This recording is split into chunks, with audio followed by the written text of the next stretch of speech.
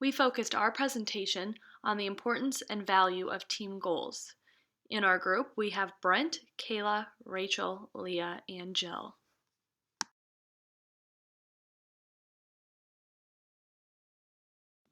Before we can discuss the importance of team goals, we need to define what a team is and why team composition is important to goal setting. Teams are units of two or more individuals who interact interdependently to achieve a common objective, project, or goal. Team member characteristics can be made of surface level or deep level composition. Surface level variables revert to demographic characteristics, such as age, race, and education level. Deep level composition refers to psychological characteristics such as values and attitudes. The composition of a team can influence setting common team goals and tasks. In general, team composition is thought to be related to team performance because it affects the amount of knowledge and skill team members have to apply within that team task, in terms of both task completion and working interdependently. Different team goal orientation compositions are likely associated with different patterns of behavior common among team members. So now we know what a team is, we need to define goals. Goals are a desired state or outcome. Goals provide the team with a mission, guideline, or strategy to complete that stated outcome. Goals in collaboration. The theory of collaboration is defined as a joint effort towards a group goal. The effectiveness of a group is defined in terms of the degree to which a group attains their goals.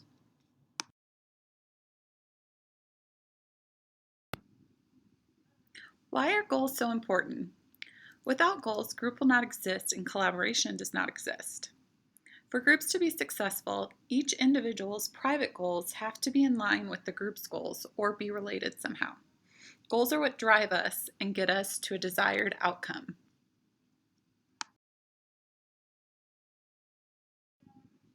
Goals are the building block of the 7-layer model of collaboration. The 7-layer model is a design for collaboration systems. It is a model that addresses 7 areas of concern a team must concentrate on when working together toward a common goal. As the quote from Tony Robbins says, setting goals is the first step in turning the invisible into the visible.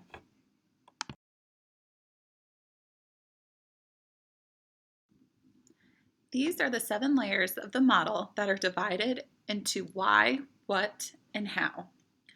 Goals and products layers fall under why. They focus on group goals, motivation, group formation, and productivity. Products or deliverables are outcomes that are produced by the group's labor. The activities layer fall under what. They are a sequence of steps and subtasks that will yield products. How is broken into 2 sections, logical design and physical design. The logical design of how is formed by patterns of collaboration and techniques. Patterns of collaboration are generate, reduce, clarify, organize, evaluate, and build commitment. The technique layer allows for brainstorming of reusable procedures for developing useful outcomes. The physical design of how is the tools and scripts. Tools are designing, developing, and deploying technologies in support of the common team goal, while scripts is communication from and between team members.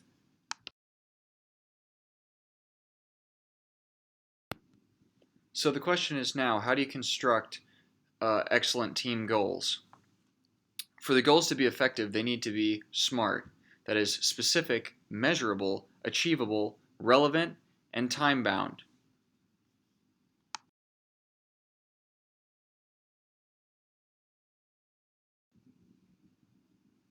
Let's expand on that concept a little further.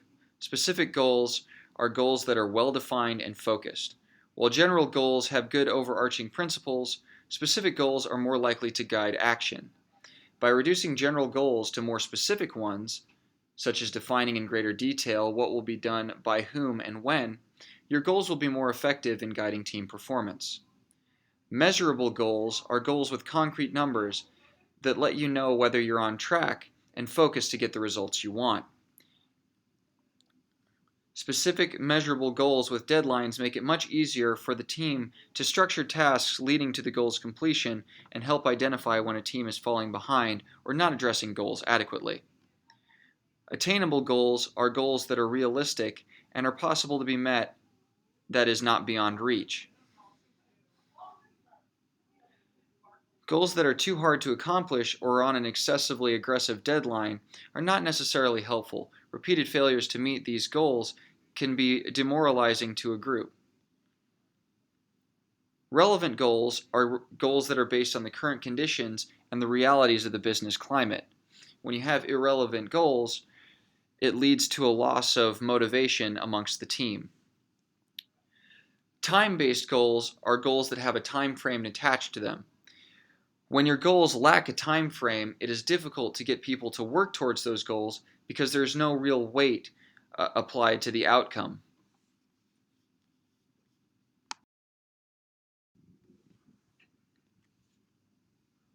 A study by Gong, Kim, Lee, and Zhu, entitled A Multi-Level Model of Team Goal Orientation, Information Exchange, and Creativity, sought to relate team and individual creativity with goal orientation.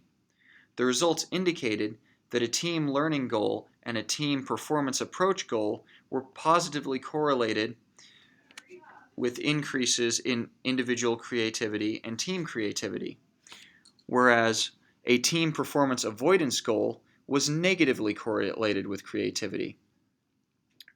It was also found that a trust relationship with the team leader played a moderating role. When the trust was stronger, the indirect positive relationship with team creativity and individual creativity was stronger for the team learning goal, but weaker for the team performance approach goal.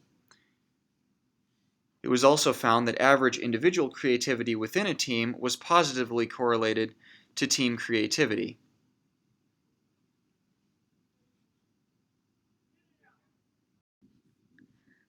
The Pine conducted a study in 2005 that was 3 hours long and used 64 three-person teams. What they found was that the better team members are oriented to the goals of the team, the better they are to accomplish these goals.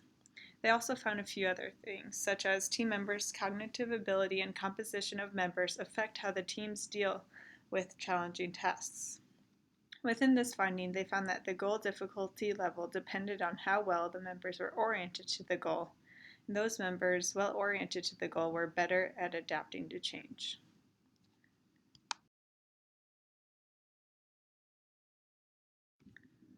A second scholarly article that we looked at was by Gudland, Zimniska, and Stoner that they conducted in 2006.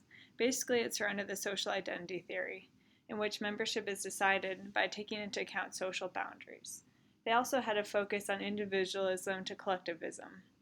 What they found was that there's potential international implications because the more individualistic team members are, it has negative consequences for the team as a whole. For the collectivist group, membership is crucial for self-concept.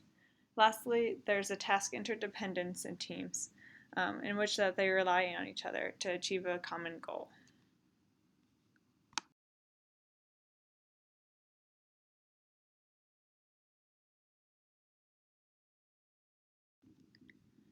The third study we looked at was published by Finn in 2009. Essentially, he looked at the structure and agency in a co-constitutive relationship. They found that the integration of teams can be affected because of social and organizational contexts. Particularly interesting within this research study was that those of lower status still need to have their opinions and needs heard. Otherwise, there's a possibility of resentment within the team, which is always a negative effect to achieving team goals.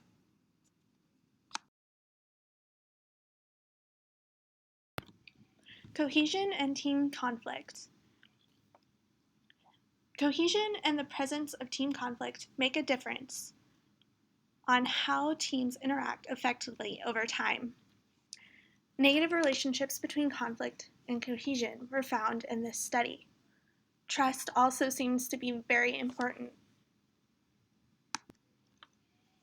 One specific time in a team's cohesion development that this study looks at is whether or not it is beneficial to have conflict early on.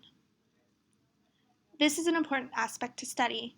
It makes sense that a team who experiences conflict early would have high cohesion later, because they are able to say that they have made it through diversity and have prevailed. It might bring a sense of togetherness. However, there was no support for this idea found in this study. This might be because it is hard to have trust when there is a lot of conflict. This study also looked at and found that there's a strong support for the direct and positive influence that team cohesion has on a perceived team performance, and that team cohesion had a direct and positive effect on team satisfaction.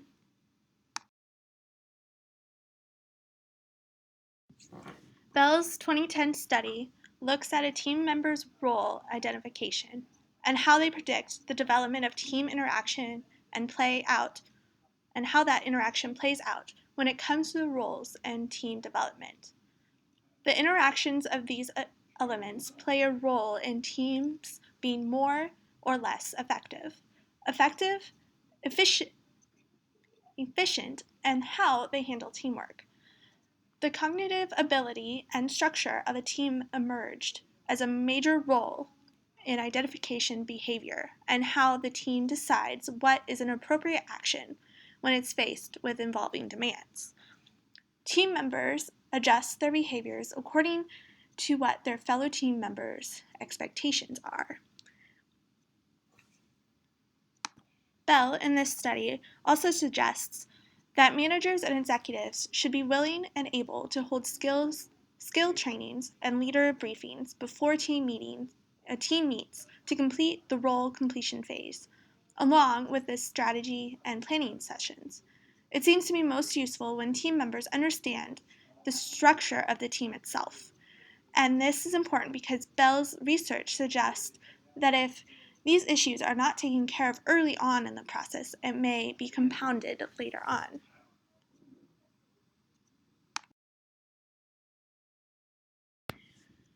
Tyrant and Gibson, 2008, defines teams as groups of workers who are interdependent, mutually accountable for a common objective, and recognize themselves as a team. This means that the more a group believes that they can accomplish a goal and set in front of them, they are more likely to have a positive outcome. Group efficiency is also often related to how much effort the group puts forth. A team with a high or positive team reputation is going to be expected to accomplish their task well. Team heterogeneity has an important relationship with the team reputation. Team reputation is not always related to a team efficiency, however, and this is something that managers and executives must consider when establishing teams. Heterogeneity looks at deep level and surface level characteristics. An example of a surface level characteristic is a person's gender. For deep level, you must spend time with the person and get to know the person better. The results of this study indicate that surface level and deep level characteristics are related to different types of outcomes. Surface level were found to be related to team reputation. However, just because the group looks effective does not mean the team will stay effective.